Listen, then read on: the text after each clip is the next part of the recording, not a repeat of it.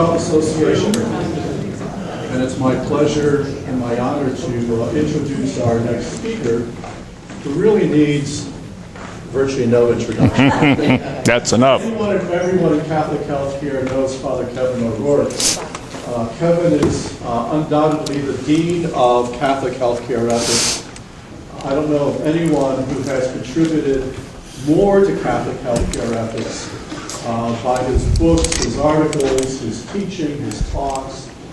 He has left his stamp on Catholic healthcare ethics in a way that I think no one else has. Kevin is also a senior scholar and lecturer here at the Neiswanger Institute. It's a pleasure to introduce and welcome a friend and a mentor and a colleague, Father Kevin O'Rourke. Thank you.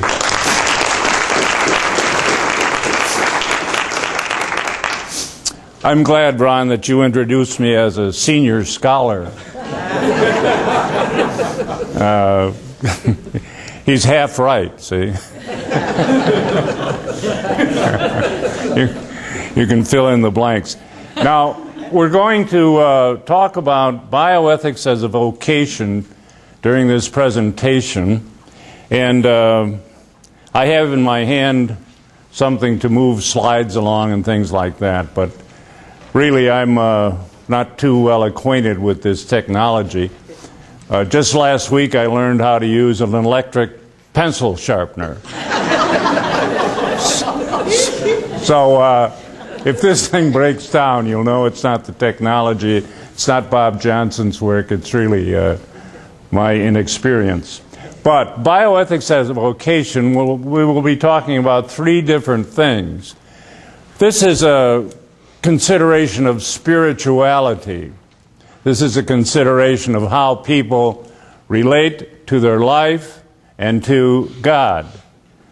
So as we go through this talk, then realize that we will be discussing the spirituality of what it means to be a bioethicist, or what it means to participate in bioethical decisions.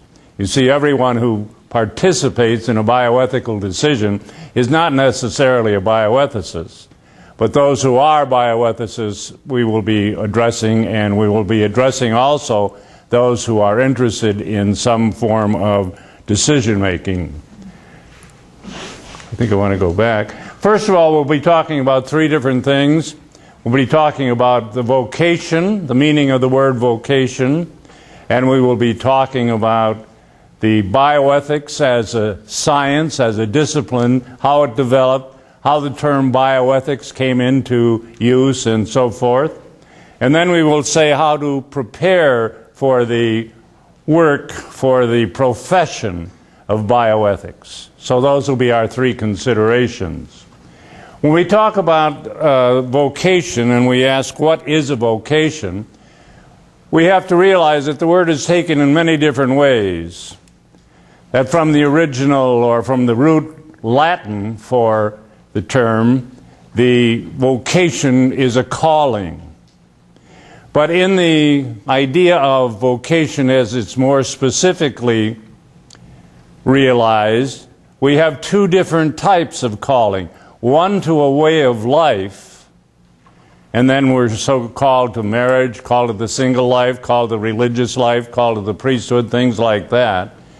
Or we talk about a vocation to a profession. And most of our concentration during this presentation will be on vocation as a profession. We realize that vocation then is a calling from God, and the calling is based really upon our talents. We don't answer that call unless we have some understanding of what our talents are. When I was watching those slides that Dr. Anderson presented, I said to myself, that's not my vocation for sure.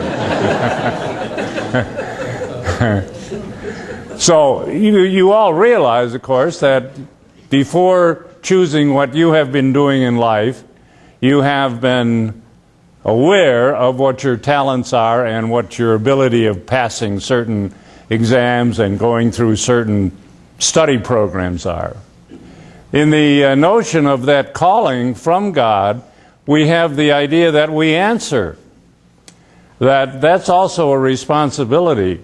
In the talk that Dr. Anderson gave, I was really thrilled with that notion of awe, because that's the argument that John Henry Newman, Cardinal Newman, uses from the natural point of view to prove the existence of God. Once he proves that existence of God, however, he then goes to the revelation of what God is like.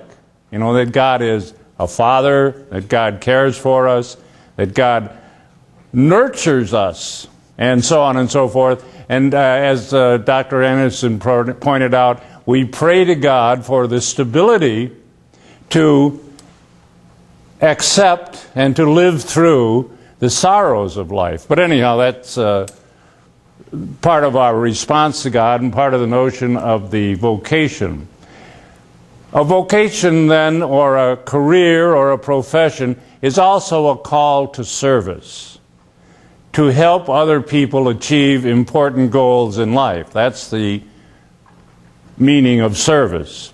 But service, we have to realize, does not mean that one leads a miserable life, or that one, in pursuing some service, some career, is going to be, shall we say, depressed about the notion of helping other people. No, in the idea of service, we find the realization, the fulfillment of who we are.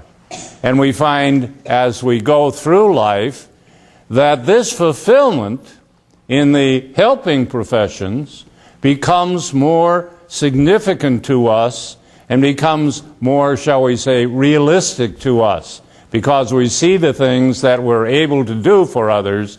And in these helping professions, then, we realize that giving service is not something that's a burden.